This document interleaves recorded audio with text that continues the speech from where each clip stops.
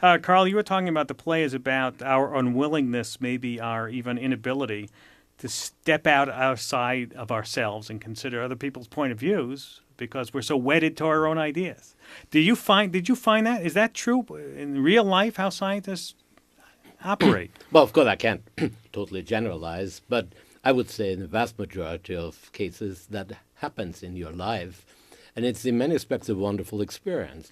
Look, it's equivalent to falling in love with a person. You think you've discovered her, as I'll say in this case, her, for the first time. You have this idealized, wonderful feeling about her. And other people start telling you things about her that you don't like to hear, that is not consistent with your picture. But for quite a while, sometimes forever, you refuse to listen to it. In other cases, of course, you do that.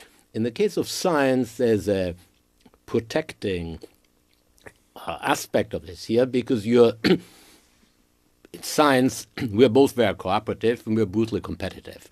And our competitors are also our colleagues. And they, of course, set out to disprove our hypothesis, not of nastiness, but in an attempt to show that there are no other alternative explanations. That keeps us honest. So even if you fall in love with the hypothesis, which is not great. Look, I suspect you must have had a program on cold fusion, for instance, just to use an example.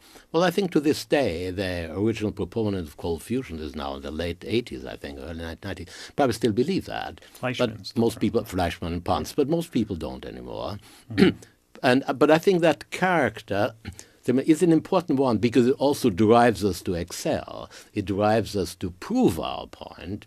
It is associated with ambition and name recognition, which is very important among scientists, and it is both the nourishment and the poison of our culture. Simon Jones, how did you find the character of the scientist? And I say that because in the play, you're described by Lisa Harrow as being, quote, cocksure of yourself. Yes. And you certainly have that character. Is that? Oh, good. Oh, well, that's a relief. I thought, yes, that might have been the biggest, being self-effacing as I naturally am. That might have been the biggest challenge.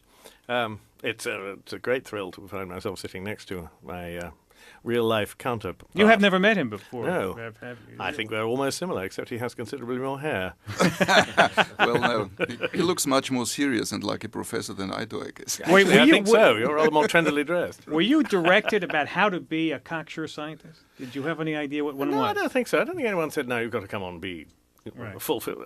We felt that if she was describing me that way, then they have to decide one way or the other, the audience, whether she's right or wrong. But what was interesting was to find myself suddenly involved in a world of which I knew, I must confess, and I'm ashamed to admit it, very little, having been an English major myself at Cambridge.